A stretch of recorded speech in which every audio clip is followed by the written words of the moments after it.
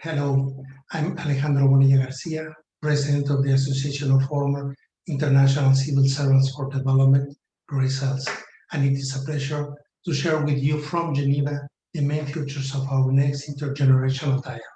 GRACELS, our focus is on developmental issues and gender. We are committed with the Sustainable Development Goals and the 2030 Agenda, and also with the pledges submitted to the International Gender Champions Network that was launched by our honorary president, Michael Moller. The topic for the 2021 dialogue is people, planet, and prosperity. Can social mobilization shape the agendas at the local, national, and global levels? We will have 3 panels. On panel 1, humanity, social inequalities, including gender. On panel 2, planet, environment and climate change. And on panel 3, prosperity, economic inequalities. We will have extraordinary panelists, and all thanks to the collaboration with our wonderful partners. Nothing is more rewarding and enriching than putting in the same melting pot the hope and vision of the youth and the memories and experience of the elders. Just a few words about what is the idea behind this intergenerational dialogue. I think we're all very aware of enormous global and national level inequities.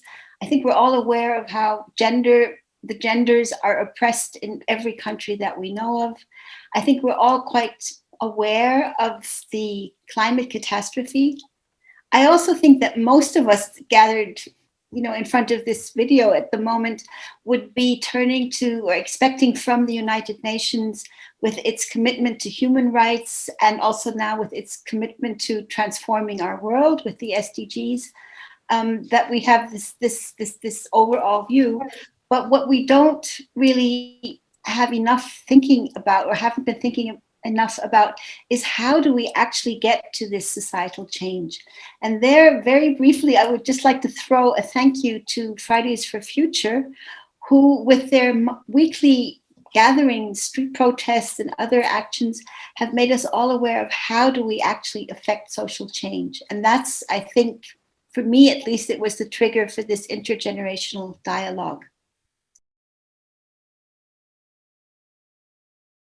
The University of Geneva welcomes students, researchers, and professors from all around the world, and with all kind of different social backgrounds. Take, for example, the MEIG program with 25 participants. You have 20 different nationalities.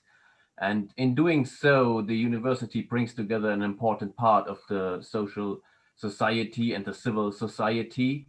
And therefore, this topic is of great importance to us. We also believe that communicating within and across generations is important for the society as a whole. And therefore, we are part of this intergenerational dialogue organized by GRACELS. INENOVA is glad to collaborate on the organization of this dialogue. We truly believe that to progress as a society, we need to have a holistic approach. This dialogue will bring the expertise of a wider range of experts from different fields, ages, and parts of the world that will present concrete actions that have paved the way for change. For an NGO that is action-oriented as INENOVA, it will certainly inspire change and promote the much-needed holistic approach.